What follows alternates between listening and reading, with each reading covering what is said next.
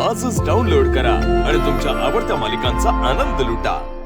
Hello mister Karnik, हा नीट आहे का? ही ग्लोबल कॉन्फरन्स आपल्या कंपनीसाठी इम्पॉर्टंट आहे, एस्पेशली सारंगसाठी. सारंग पहिल्यांदा लीड करतोय, त्यामुळे आपल्या साईडने कोणतीही कसर बाकी ठेवू नका. त्याला जी इन्फॉर्मेशन हवी आहे ती सगळी प्रोव्हाइड करा. ओके?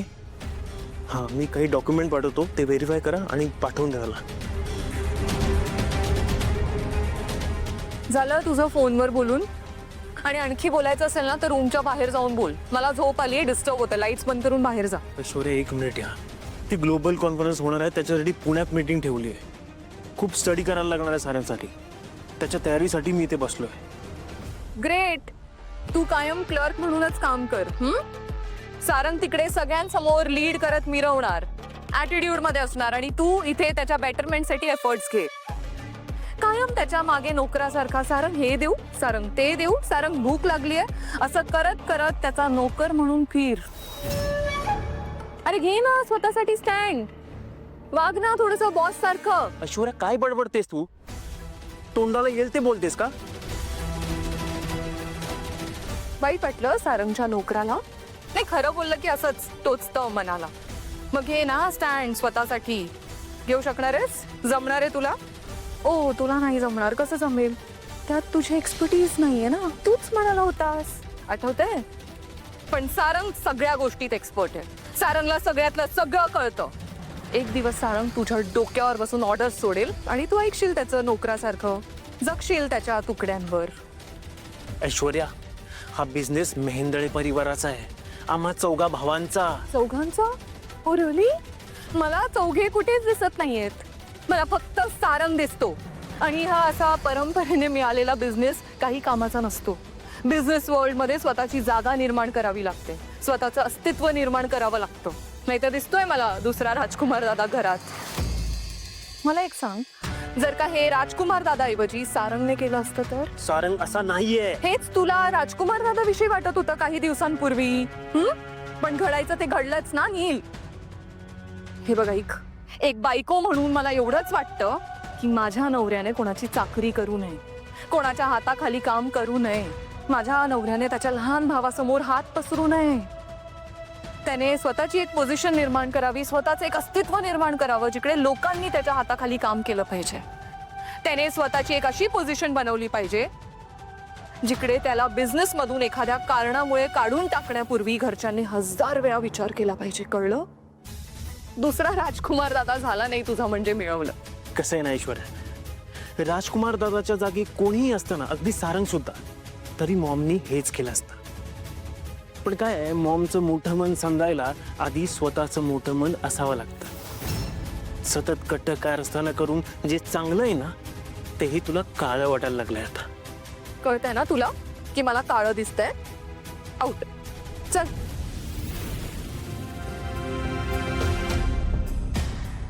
काय झालं ऐश्वर्या? वाईट वाटलं का तुला? हा, काय आहे ना, खरं बोललं ना की असंच टोचतं. तूच तर बोलली होती आता.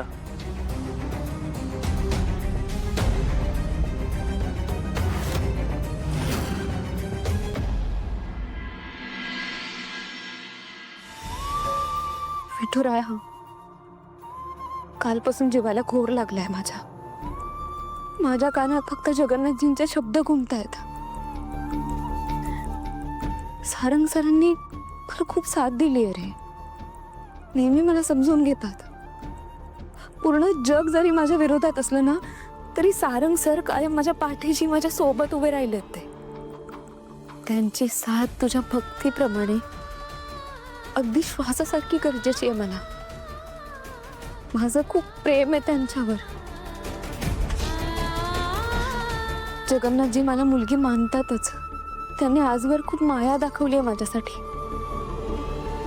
काल सुद्धा काळजी व्यक्त करताना त्यांचा आवाज कातरत होता. त्यांनी आजवर केलेल्या वाकीत कधीच खोटं ठरलेलं नाहीये. म्हणून मला खूप भीती वाटते विठ्ठला.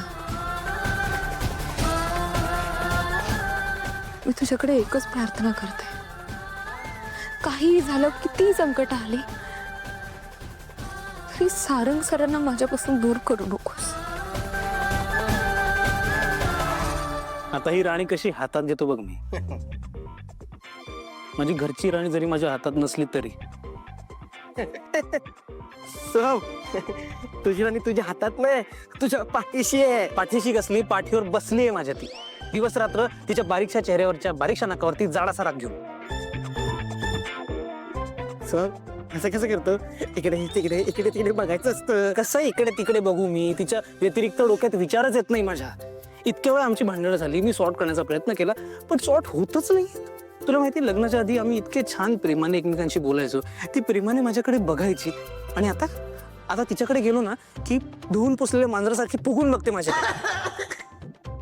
सोहम, तेच मांजर डोळे उघडे करून दूध पितेय. तिथे राजा माझा ये. हे बघ.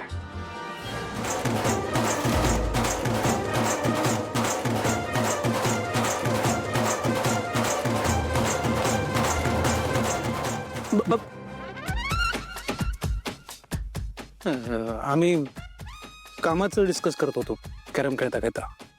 कामाचं? माझ्याविषयी वाईट बोलायचं म्हणजे कामाचं? नाही अगं, ते मी फ्रस्ट्रेशन मध्ये बोललो. आणि बबलू बघ ना, मला फूस लावतो म्हणून मी असं बोलतो. कळतंय मला सोहम, तो बोलायला लावतोय की तू तुझ्या मनातलं बोलतोय, सगळं कळतंय. तू सगळं ऐकलंस? तारा, सॉरी, चुकलो. मग सुधार तू.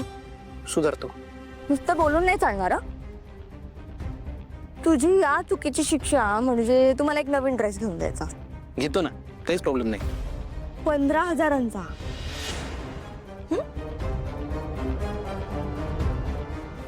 बेबी,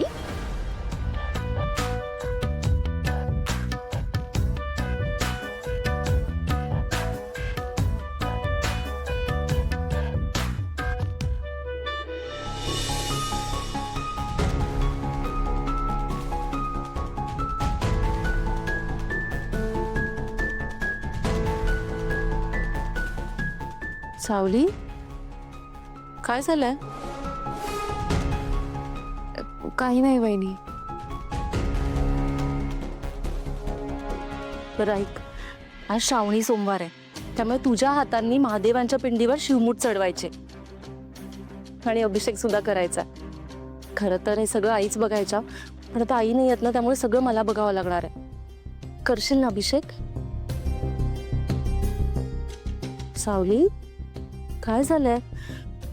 कसल्या काळजीत आहेस तू? एवढी शांत शांत काय साज?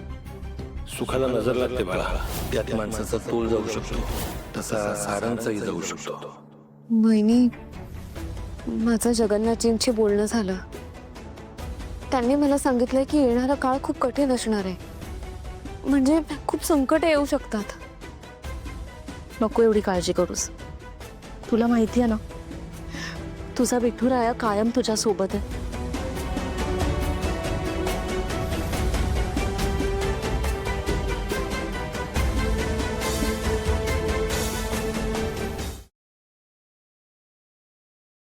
सा